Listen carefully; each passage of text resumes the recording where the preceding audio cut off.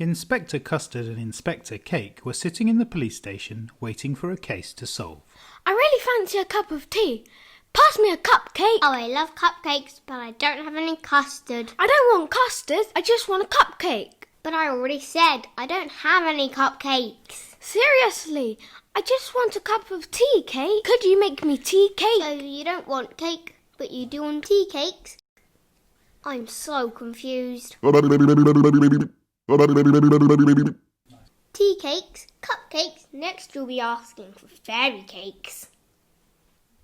You know what, Cake? I'll make it myself. Now where's my mug? At that point, the phone rang. Good morning, Inspector Custard here. How may I help you? A robbery at Prince's Bakery will be right there.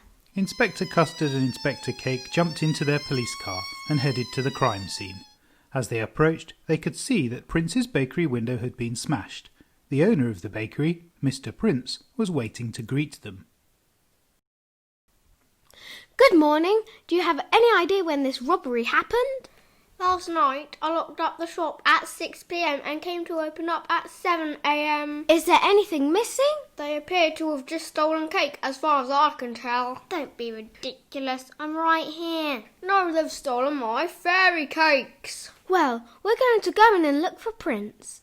But Prince is standing right in front of you. Inspector Custard rolled her eyes at Inspector Cake and led the way into the bakery. She took a careful look at the scene of the crime. This is very suspicious, Cake. There isn't any cake, it's been stolen. No! The robbery is suspicious. There are no fingerprints, and only the fairy cakes are missing. They haven't touched the biscuits or the donuts or grabbed the rolls. This bakery is doing very well if he's got a rolls. The inspectors dusted down the area. Let's get back to the station and check out the Prince. He's still outside, sir. Just as they were about to leave, Custard's mobile phone rang. Robbery at the local school. Meet Miss Chief there. Another robbery at the school. Let's go, Cake.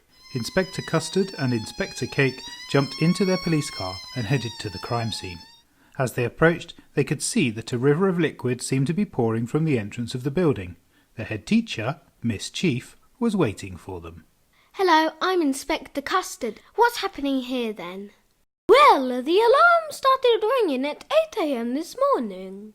The caretaker opened up the main doors and was hit by Custard. Impossible. Custard has been with me all morning. No! The caretaker opened the doors, and the River of Custard forced its way out of the doors. Don't worry, we'll investigate. Is there anything missing?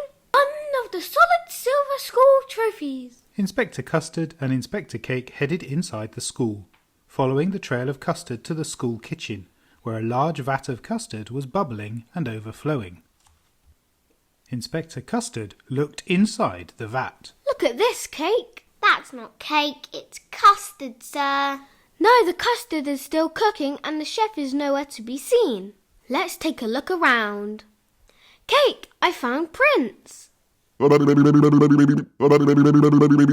Impossible. You left Prince at the bakery. You must be mistaken. The footprints are heading this way. Tread carefully, Cake. So, we're looking for someone with yellow shoes. The pair followed the trail and found themselves behind the bike shed.